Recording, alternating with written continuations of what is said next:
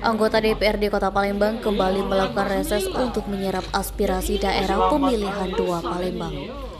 Bukan hanya camat, lurah yang hadir dengan semangatnya perwakilan masyarakat Talang Jambe dan Talang Betutu pun hadir untuk menyampaikan aspirasi mereka. Reses Dapil 2 meliputi kunjungan ke kantor Angkasa Pura II, Kecamatan Sukarami, tinjau lapangan Kelurahan Talang Jambe, kunjungan ke SMP Negeri 9 Kecamatan Kemuning, kunjungan ke SMP Negeri 10 Kecamatan Kemuning, kunjungan ke SMP Negeri 54, dan kunjungan ke lapangan Kecamatan Alalang Lebar Palembang. Reses hari pertama yakni meliputi ke kantor Angkasa Pura II, Kecamatan Sukarame untuk menyampaikan aspirasi masyarakat Kelurahan Talang Jambe dan Kelurahan Talang Betutu dan tinjau akses jalan yang rusak dan banjir serta yang lainnya di Kelurahan Talang Jambe Palembang.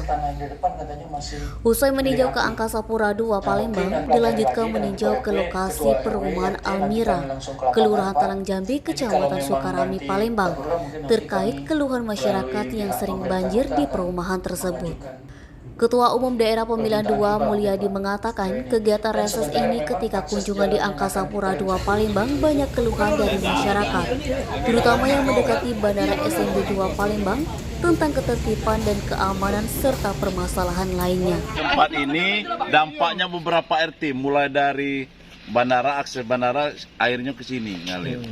Jadi kalau hujan dikit bias ini perumahan penduduk ini terendam sebatas di atas dengkul. Apa solusi? Deni Sumeko TV melaporkan.